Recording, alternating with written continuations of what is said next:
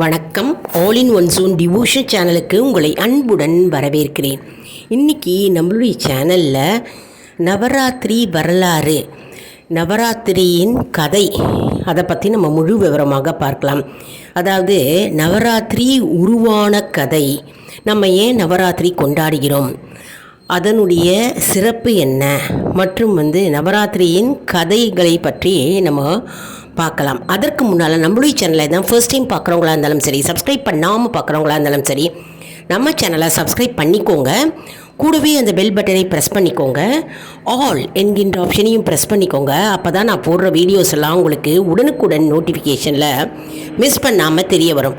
சரி வாங்க, இப்போ நம்ம வீடியோக்குள்ளே போகலாம். அதாவது ஒவ்வொரு ஆண்டும் நம்ம நவராத்திரி விழா கொண்டாடுகிறோம் இல்லையா? ஒவ்வொரு பண்டிகையும் நம்ம கொண்டாடுகிறோம்.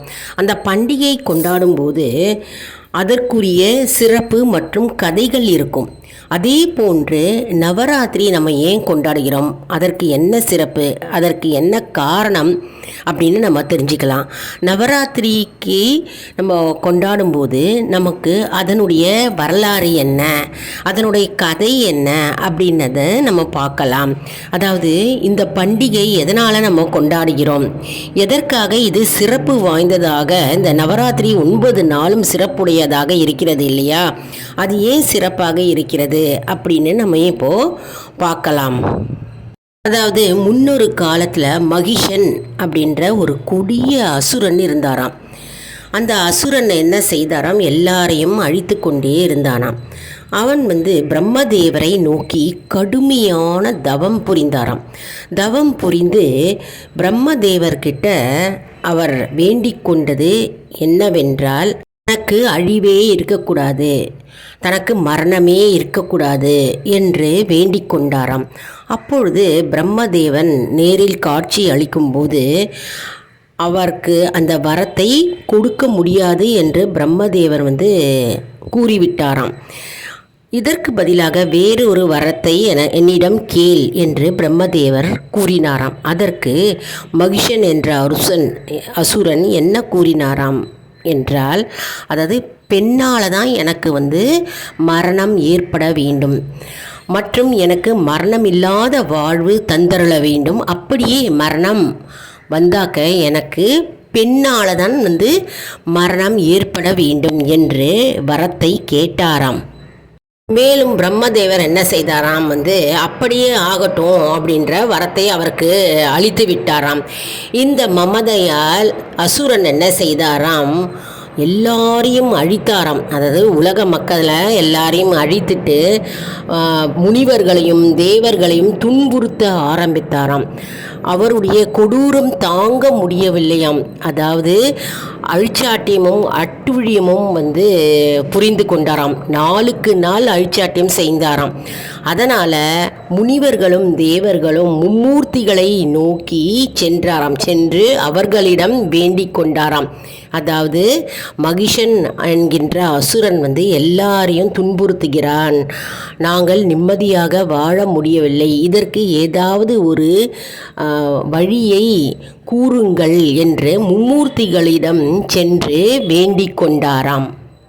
தங்களை காப்பாற்றும்படியாகவும் உலக மக்களை காப்பாற்றும்படியாகவும் சென்று மும்மூர்த்திகளை வேண்டிக் கொண்டாராம். இப்போது மும்மூர்த்திகளின் கவலையை பற்றி நம்ம இப்போ பார்க்கலாம். அதாவது ஒரு பெண்ணால் மட்டுமே அழிவு உண்டாகும் என்ற வரத்தை மகிஷன் பெற்றுள்ளான் இல்லையா? அதனால் மும்மூர்த்திகள் கவலைக்குள்ளானார்களாம். ஏனென்றால் அவர்களாலும் தேவர்களுக்கும் முனிவர்களுக்கும் மற்றவர்களுக்கு உதவ முடியவில்லையே. ஏனாக்க பெண்ணால் தான் அழிவு உண்டாகும் என்று வரத்தை பெற்றுள்ளான் மகிஷன் என்கின்ற அசுரன். இதனால் என்ன செய்வது என்று கவலையாக இருந்தார்களாம் மும்மூர்த்திகள்.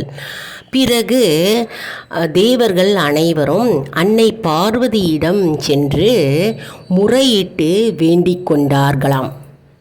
அன்னை பார்வதி என்ன செய்தாராம், நான் உதவி செய்கிறேன், நான் மகிஷனை அழித்து நான் உதவுகிறேன், உங்களை நான் காப்பாற்றுகிறேன் என்று வாக்களித்தாளாம்.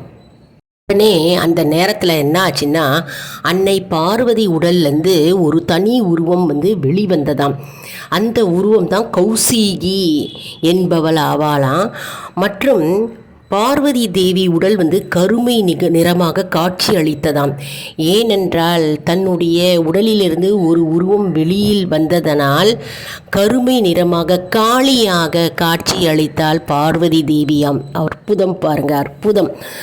நான் இந்த வீடியோ போடுவதற்கே எனக்கு மெய் சிலிர்க்கிறது. அதாவது அன்னை பார்வதி உலக மக்களை காப்பாற்றுவதற்காகவும் மற்றும் அசுரனை மகிஷனை அழிப்பதற்காகவும் தன்னுடைய உடலிலிருந்து ஒரு சக்தியை உருவத்தை வெளிக்கொண்டுள்ளாள்.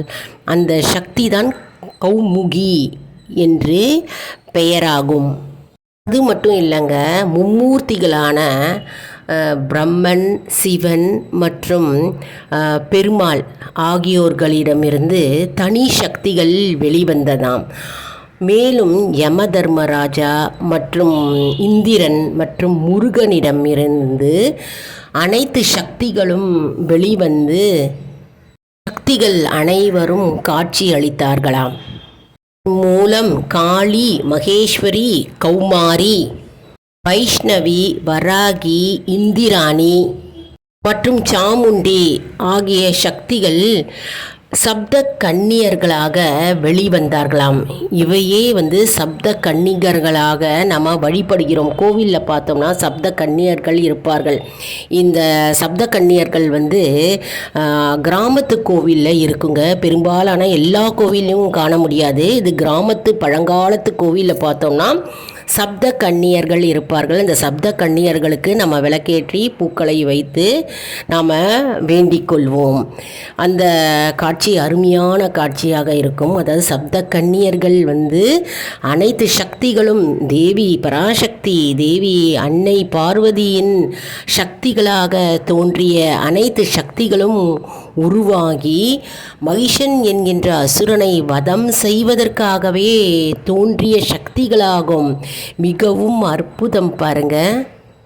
இதோடு தேவர்களும் என்ன செய்தார்களாம், அவர்களுடைய சக்திகளும் தேவிக்கு துணையாக அனுப்பி வைத்தார்களாம்.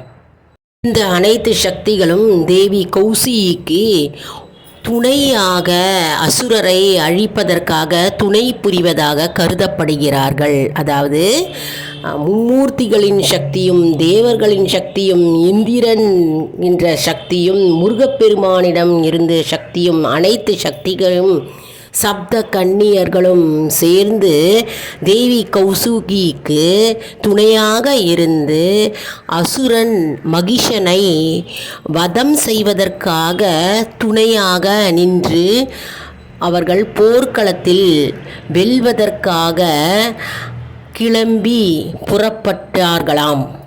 மேலும் கௌசுகி என்ன செய்தாராம், அனைத்து சக்திகளையும் ஒன்றாக திரட்டி போர்க்களத்திற்கு செல்வதற்காக புறப்பட்டாளாம்.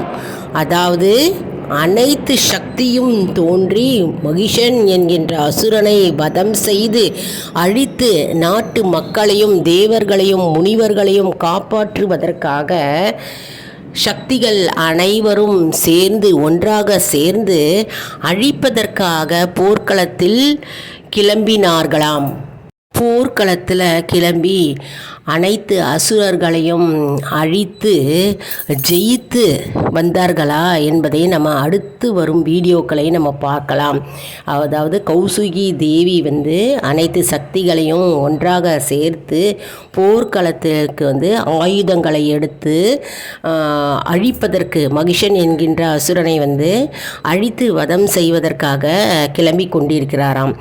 இது நவராத்திரி நேரத்தில் தான் நிகழ்ந்தது. அற்புதமான நிகழ்வு இது.